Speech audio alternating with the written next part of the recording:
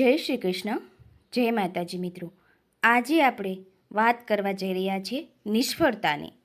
સફળતા મળે ત્યારે તો હર કોઈ ખુશ હોય છે, પરંતુ નિષ્ફળતાથી શું આપણે નારાજ થઈ જવું જોઈએ કે ખુશ થવું જોઈએ?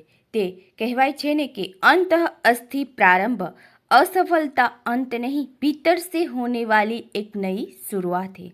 એવી જ રીતે ગુજરાતીમાં પણ કહેવત છે કે નિષ્ફળતા એ સફળતાની ચાવી છે. તો આજે ચાલો આપણે વાત કરી લઈએ નિષ્ફળતાની.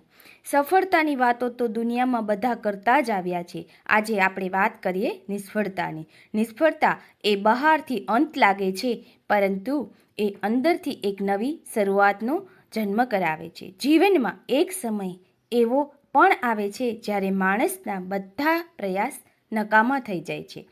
આપણે અંદરથી ભાંગી જઈએ છીએ અને એવું લાગવા લાગે કે આ જાણે આપણી બધી મહેનત પર પાણી ફરી વળ્યું હોય. બધી મહેનત પછી પરિણામ આપણું શૂન્ય જ હોય ત્યારે મન પૂછે કે હવે આગળ શું કરવું? પણ નિષ્ફળતાનો અંત ક્યારેય નથી. એક મેસેજ છે કે આપણે જે સ્વપ્ન જોયા એ તો સાચા હતા, પણ આપણો રસ્તો ખોટો હતો. મોટાભાગના લોકો નિષ્ફળતા પછી બેસી જાય છે, પણ કેટલાક લોકો એ જગ્યાએથી ઊભા થાય છે જ્યાંથી એ તૂટી કે હારી ગયા હતા. ફરક એક જ છે કે કોઈક હાર માની લે તો કોઈક એ નિષ્ફળતામાંથી પણ કંઈક શીખે છે. નિષ્ફળતા જે છે તે ક્યાંય પણ ફૂલ સ્ટોપ નથી, પણ એક કોમા છે, અલ્પવિરામ છે. નિષ્ફળતા આપણને શ્વાસ લેવાનો અને ફરીથી રણનીતિ ઘડવાનો સમય આપે છે. નિષ્ફળતા એ શીખવે છે કે કયા રસ્તે નથી જવું અને આપણે કયા રસ્તે જવાનું છે. નિષ્ફળતા એટલે આપણા ખોટા નિર્ણયની એક ડેટા બેંક. આપણી નિષ્ફળતા એ આપણો સૌથી મોટો કિંમતી યુઝર ફીડબેક છે. મોટી મોટી કંપનીઓ દર વર્ષે ફીડબેક માટે કરોડો રૂપિયા ખર્ચે છે. સફળતા એ એક લેગિંગ ઇન્ડિકેટર છે, પણ નિષ્ફળતા એ લેગિંગ ઇન્ડિકેટર. જ્યારે સફળતા લેન્ડિંગ ઇન્ડિકેટર અને નિષ્ફળતા એક લીડિંગ ઇન્ડિકેટર. લેગિંગ ઇન્ડિકેટર અને લીડિંગ ઇન્ડિકેટર એટલે સફળતા નિષ્ફળતાનો આ એક સંયોગ છે. આપણી લાઈફમાં આપણા કામ માટે આપણને પ્રમોશન મળે, ઇન્ક્રીમેન્ટ મળે, એ તો આપણા જૂના કામનું પરિણામ છે. પણ એક્ઝામમાં ફેલ થઈએ, ઇન્ટરવ્યૂમાં રિજેક્ટ થઈએ, એ આપણું લીડિંગ ઇન્ડિકેટર છે. એ રિજેક્શન દેખાડે છે કે ભાઈ આપણી સિસ્ટમમાં ક્યાંક પણ કાંઈ બગ છે, એટલે કે વાંધો છે, અને એને આપણે નવેસરથી અપડેટ કરવાની છે. આ સિસ્ટમમાં આપણે શીખવાનું બંધ કરી દઈએ તો સતત સફળતા પણ ક્યારેક મોટી નિષ્ફળતા બની જાય છે. ઘણા સફળ માણસો જીવનમાં પાછળથી ખૂબ નિષ્ફળ રહ્યા છે. એવી રીતે અને ઘણા બધા કારણોમાં એક કારણો તો ચોક્કસ કોમન એ છે કે એમને ક્યારેય પોતાની સિસ્ટમના બગ અપડેટ ના કર્યા હોય. જૂની પ્રણાલી અને જૂની રીતો સાથે પણ સફળતા હંમેશા માટે ટકતી નથી.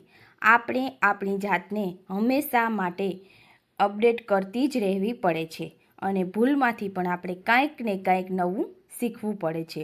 અને આજનો એક નિષ્ફળતાનો મંત્ર શું છે તમને ખબર છે મિત્રો?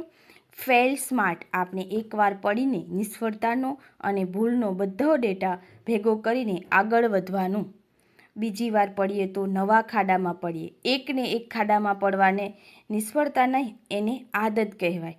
નિષ્ફળતામાંથી આપણે શું ગુમાવ્યું? પૈસા, સમય, આબરૂ. આપણે શું કમાયા? કોન્ટેન્ટ, ભૂલોની ડેટા બેંક અને ન કરાય આવું એવી સમજ મેળવ્યા છે. અને આપણે શું બદલી શક્યા? આપણી સ્કિલ, આપણી ટીમ અને પસંદગી. આ ત્રણ વાતમાંથી બીજી અને ત્રીજી વાત આપણે સમજી જઈશું ત્યારે જ આપણી સિસ્ટમની ડીબગ થઈ જશે, અને પછી ડીબગ થયેલ કોડ નેક્સ્ટ વર્ઝનમાં રોકેટ બનશે.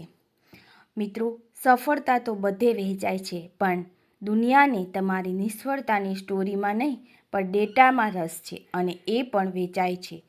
એટલે કોઈ ફેલ નથી, પણ ડેટા વર્ઝનમાં અપડેટ કરવાની જરૂર છે.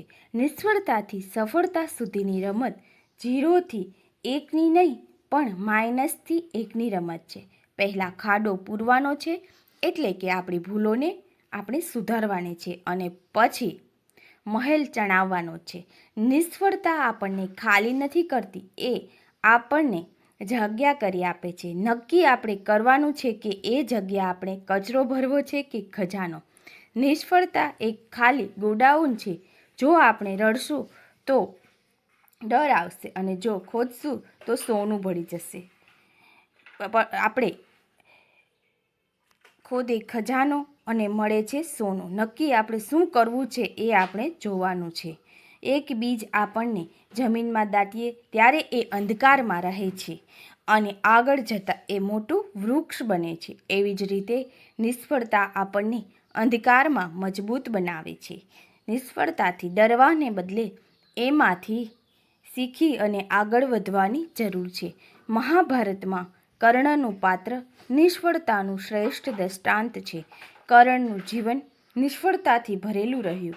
જીવનભર પોતાની સાચી ઓળખ નહીં, ગુરુ પરશુરામનો શ્રાપ, છેલ્લે યુદ્ધમાં પણ પરિસ્થિતિ કર્ણની સામે રહી, પણ કર્ણ ક્યારેય ભાંગ્યો નથી.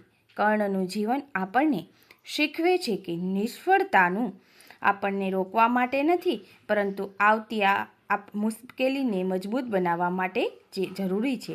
પણ કર્ણ પોતાની નિષ્ફળતાના લીધે ખોટી બાજુએ રહ્યો, એટલે જીવનમાં નિષ્ફળતા મળે ત્યારે મજબૂત બનવાથી સાથે આપણે સાચી દિશામાં પણ રહેવું જરૂરી છે. નિષ્ફળતાને મેં ગુમાવ્યું ને બદલે મેં કાંઈક શીખ્યું ના ચશ્મામાંથી આપણે જોવું જોઈએ. જ્યારે કોઈ એક દરવાજો બંધ થાય છે ત્યારે કુદરત હંમેશા બીજા અનેક દરવાજાને ખોલી આપે છે. બસ એ આપણી નજર પહેલાં બંધ દરવાજા પરથી હટાવવી જોઈએ. ઉત્ક્રાંતિ ક્યારેય રાતોરાત નથી થતી. દરેક નિષ્ફળતા તમને તમારા લક્ષ્યનું એક ડગલું આગળ વધવા તરફ લઈ જાય છે, ભલે તે અત્યારે દેખાતું ન હોય. નિષ્ફળતા એ સાબિતી છે કે તમે પ્રયત્ન કર્યો છે અને એ પ્રયત્ન જ તમને ભીડથી અલગ પાડે છે. એક વાત હંમેશા યાદ રાખવા જેવી છે કે નિષ્ફળતા એ આત્મવિશ્વાસની કસોટી છે. આમ મિત્રો, નિષ્ફળતા એ જીવનનો એક મહત્વપૂર્ણ ભાગ છે. જીવનમાં દરેક વ્યક્તિને ક્યારેક ને ક્યારેક નિષ્ફળતાનો સામનો કરવો જ પડે છે. નિષ્ફળતા એ કોઈ પણ પ્રકારનો અંત નથી, તે સફળતા તરફ આગળ વધવાનું એક પગથિયું છે. જે વ્યક્તિ નિષ્ફળતાથી ડરી જાય છે તે જીવનમાં આગળ નથી વધી શકતો. ઘણા મહાન લોકો પોતાના જીવનમાં અનેક વખત નિષ્ફળ થયા હતા, પણ તેણે હાર નથી સ્વીકારી. તેમણે પોતાની ભૂલોમાંથી કંઈક ને કંઈક શીખી અને આગળ પ્રયાસો કર્યા અને ત્યારે તેણે સફળતા મેળવી. નિષ્ફળતા આપણને ધીરજ, આત્મવિશ્વાસ અને મહેનતુ બનવા માટેનું મહત્ત્વ સમજાવે છે. નિષ્ફળતા આપણને પોતાની ખામીઓ ઓળખવાની તક આપે છે. જો આપણે નિષ્ફળતાને સકારાત્મક રીતે સ્વીકારીને સતત પ્રયત્ન કરતા રહીએ તો સફળતા આપણને ચોક્કસ મળે છે.